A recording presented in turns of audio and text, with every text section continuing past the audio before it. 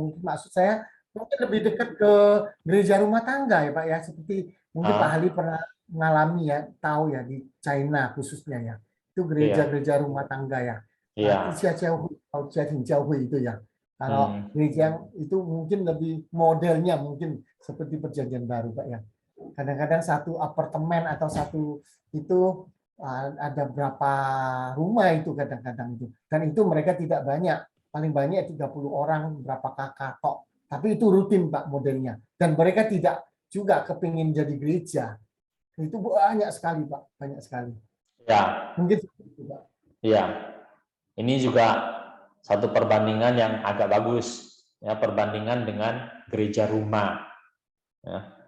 Daerah tertentu, negara tertentu punya namanya gereja rumah, ya, house church, ya, atau orang sebut home church, gitu, ya.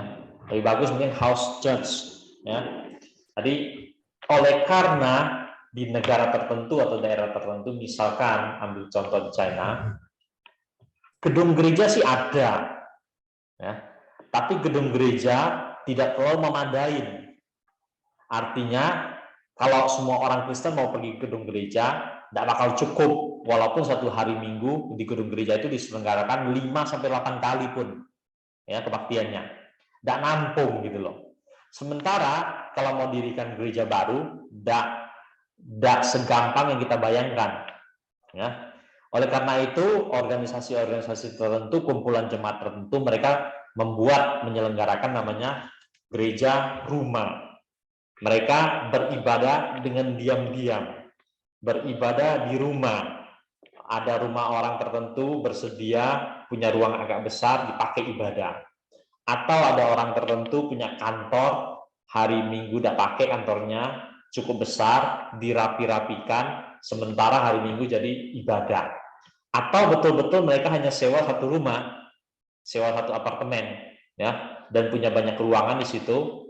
Apartemen itu atau rumah itu punya banyak ruangan, yang mereka ibadah di situ di ruang besarnya. Sementara kamar-kamarnya, karena apartemen ataupun rumah itu masih ada kamar-kamarnya dipakai untuk sekolah minggu, ruang besarnya dipakai untuk baktian. Nah, tentu itu jumlahnya tidak bisa menampung terlalu banyak, ya. Katakan apartemen ke rumah biasa, mungkin daya tampungnya adalah ya, sekitar maksimal mungkin 50, ya. Jadi dalam bentuk yang kecil-kecil, jumlah yang sedikit itulah mereka beribadah. Tapi jumlah ini banyak sekali, ya. Jumlah ini banyak sekali kalau mau dikumpulkan, ya, terlalu banyak.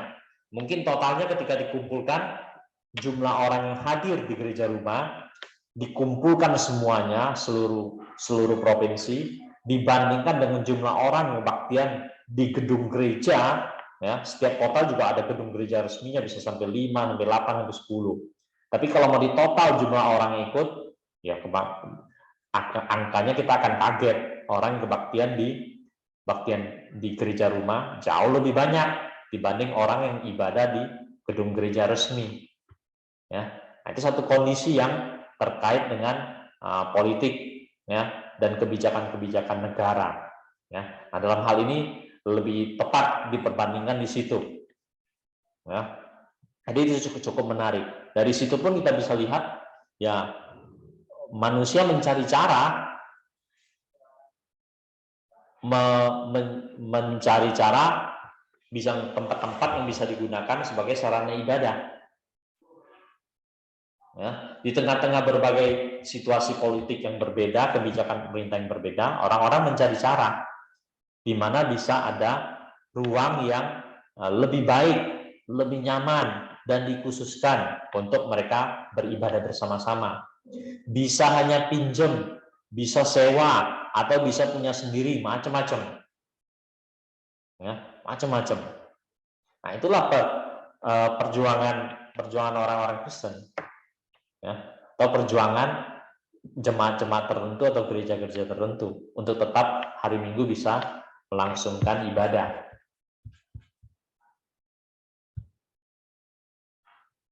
ya. Ini juga menarik, ya, menarik untuk dibuat perbandingan gitu loh. Model ibadah dalam rumah jemaat di gereja mula-mula, terus buat satu perbandingan meluas kepada ya, gereja rumah zaman sekarang. Ya. Dalam arti tertentu di dunia perjanjian baru juga ada unsur politis maupun unsur kebijakan-kebijakan masyarakat setempat, pemerintah, yang mengakibatkan kadang-kadang orang beribadah pakai rumah jemaat. Nah, dalam arti tertentu punya juga unsur-unsur yang sama. Pak Ali. Iya. Iya. Untuk kondisi kita hari ini memang ini satu realita yang saya pikir menarik, apalagi juga pasca pandemi ini ya Pak Ali. Ada beberapa fenomena yang saya mencoba dengan apa yang kita pelajari hari ini berkaitan dengan sarana ibadah. Dari ketiga yang disebutkan tadi, saya melihat ada dua unsur ya Pak Ali. Yang pertama berkaitan dengan tempatnya sendiri. Kalau di sini kan lebih menunjuk kepada hal itu ya Pak Ali, sarana ibadah. Jadi satu tempat di mana umat itu dihimpun untuk dikumpulkan bersama. Kalau kita lihat tadi kita mulai dengan bait Allah. Bait Allah itu kan kelanjutan dari suci atau kemah pertemuan di masa umat Israel yang mula-mula itu. Dan itu adalah suatu yang diinstitusikan, sesuatu yang memang Allah kehendaki.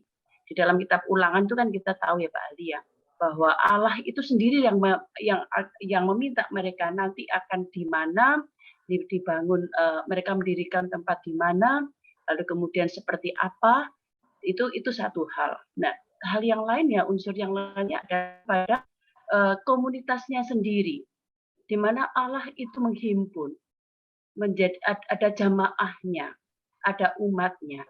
Nah, tapi yang menarik memang Pak Ali, kalau kita lihat di masa Yesus, Injil memang mencatat Yesus itu berkunjung ke dalam bait suci, mengajar dan seterusnya. Tetapi pada saat yang sama, Yesus juga keluar di bukit-bukit, di tempat-tempat di padang, di mana dia bisa memberitakan Injil, mengajar dan seterusnya. Tetapi di dalam hal ibadah, nah memang tetap bait suci di Yerusalem itu masih menjadi tempat yang sentral, meskipun Tuhan Yesus juga memberikan satu institusi yang baru di mana orang itu akan menyembah di dalam roh dan kebenaran, tidak lagi dibatasi oleh bait suci di Yerusalem. Cuma kalau kita tarik ke konteks kita hari ini, tadi saya senang teman-teman menyebut para church itu ya. Jadi itu satu organisasi yang berdampingan dengan gereja. Tetapi saya menilai itu kita harus berhati-hati juga para church untuk konteks Indonesia hari ini. Kalau saya pikir-pikir kayak partai hari ini Pak. Awalnya itu tidak punya niat untuk mendirikan partai. Coba kita lihat partai-partai baru itu ya.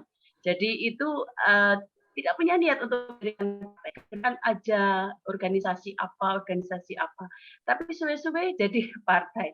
Nah, nampaknya itu juga menjadi gaya di dalam kegerejaan kita pada hari ini. Di sekitar saya menemui banyak seperti itu. Jadi tidak bukan gereja awalnya, tapi suwe. Nah itu pokoknya bisa punya tempat, bisa sewa tempat kah, atau bahkan beli tempat, lalu kemudian datang orang dengan negara jadi gereja sudah. Nah memang hubungan antara gereja dan para church di dalam memaknai arti kejemaahan ini untuk bisa menggembalakan bersama. Nah ini sesuatu yang saya pikir kita, karena kita menjadi bagian dari itu, nah itu refleksi saya sih Pak Ali. Ya, terima kasih ya. Jadi dari kita mempelajari yang model PL, terus hari ini model PB, sebenarnya ada banyak hal yang kita bisa dapatkan pelajaran-pelajaran untuk kehidupan bergereja zaman sekarang atau berjemaat zaman sekarang, atau untuk organisasi orang-orang Kristen zaman sekarang, ya, baik dari gereja maupun sampai di samping gereja atau di luar gereja, ya. Nah, yang penting kita harus sadar masing-masing itu tempatnya di mana, masing-masing perannya itu apa, ya. Nah, yang paling repot nanti adalah kalau mau saling memperebutkan peran, ya, atau ya memperebutkan orang, macam-macam, termasuk macam-macam lagi nanti kalau kita bicara lagi lebih jauh, ya, bisa oleh karena persoalan memperebutkan sumber daya keuangan, ya, bisa memperebutkan jumlah jemaat, jumlah pengikut, lari-larinya kan nanti ke sana macam-macam, ya. Termasuk hal yang sederhana kadang-kadang misalnya antara sekolah dengan gereja, ya, entah sekolahnya pinjam gedung gereja atau gerejanya pinjam gedung sekolah, ya. Nah, di situ kalau ada akur, tahu tempatnya masing-masing, bisa saling menopang, malah bagus. Tapi lama-lama kalau berkembang, kalau menjadi saling memperebutkan ini itu, ruang tempat, sumber keuangan, jumlah jemaat, siswa dan lain-lain, ya repot jadinya, ya. Silakan Pak Joni. Iya, saya nambahkan sedikit. Tadi juga saya merenung, berarti konsepnya ini kebalik ya sekarang nih Pak Ali. Kalau dulu kan belum punya gedung gereja, makanya ibadahnya di rumah dulu gitu. Iya. Sampai punya gedung gereja. Iya. Hari ini gedung gerejanya bagus, ibadahnya di rumah. Iya. Nah, ini juga perlu direnungkan. Saya pernah berdiskusi lah dengan sekelompok orang, dengan sekelompok majelis gitu. Karena saya tidak setuju waktu itu perayaan Natal mau sewa hotel gitu ya. Saya tidak setuju karena menurut saya itu buang-buang uang. Ya. Nah, ini juga saya memberi pemahaman kepada mereka bahwa kita sudah punya gedung gereja, kenapa tidak dimaksimalkan? Nah, terus juga kayak ibadah keluarga atau ibadah di rumah itu, saya secara pribadi juga tidak terlalu setuju Pak Ali. Karena apa? Wong doa di gereja aja nggak pernah datang, tapi kalau di luar semangatnya bukan main. Karena ada makannya, ada ngobrolnya, ada unsur silaturahmi dan kongko-kongkonya itu yang membuat mereka mau. Jadi tadi saya pikir juga, ya ini mungkin perlu dipikirkan baik-baik supaya jemaat bisa kembali mau doa di gereja, ibadah di gereja. Gedung gereja hari ini juga fungsinya juga sudah banyak berkurang, apalagi pasca pandemi. Juga saya setuju sama Bu Rina. Sekarang hari ini para church ini harus dipikirkan. Hari ini para church mau jadi church. Banyak yayasan-yayasan sudah punya anggota banyak, sudah punya sumber finansial. Mereka malah mau jadi gereja sendiri hari ini. Jadi batasan-batasannya perlu diperjelas, juga gereja yang bekerja sama, menaungi, dan lain sebagainya itu ada fenomena yang harus dipikirkan. Saya tahu ada satu yayasan, pada awalnya itu pendiriannya mereka didukung oleh gereja-gereja Injili di Jakarta. Tapi dalam perjalanannya gereja-gereja ini supportnya kurang. Jadi akhirnya mereka membuka diri ke gereja-gereja dari aliran lain. Nah, pada akhirnya mereka sekarang juga bingung mau ikut aliran yang mana gitu kan. Nah, ada satu pengurusnya malah menyarankan bagaimana kalau yayasan ini didirikan gereja aja di dalamnya, di gedungnya itu mau bikin gereja, mereka siap support gitu.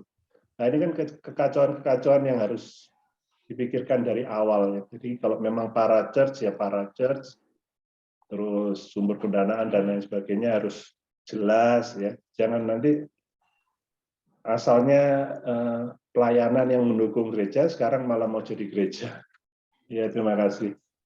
Ya, ya hal-hal begini kadang-kadang kita temuin ya di dalam dunia kehidupan kekristenan masa kini. Ya, ada para church sudah berkembang, terus dia mau mengubah diri menjadi gereja atau mendirikan gereja, atau dia mau memainkan peran gereja. Ya tentu sudah berbeda. Ya, tidak bisa seperti itu mestinya. Ya, kalaupun para church itu toh pada akhirnya dia berhasil juga mendirikan satu gereja, tetap aja dia harus bawa perbedaan ya. Gereja ya gereja, parachurch ya parachurch, walaupun pemiliknya mungkin katakan sama itu. Pemilik parachurch itu 10 orang tertentu, dan pemilik gereja itu katakan 10 orang tertentu, tapi tetap mereka harus tahu bahwa dua hal itu adalah berbeda.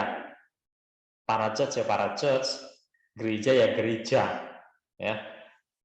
Tapi kadang-kadang memang orang membuatnya menjadi kabur oleh karena memperebutkan ya sumber dana atau memperebutkan jumlah anggota dan lain-lain gitu, ya. Itu mestinya orang harus, para pengurusnya, petinggi-petingginya harus bisa menahan diri, tahu batasan-batasan.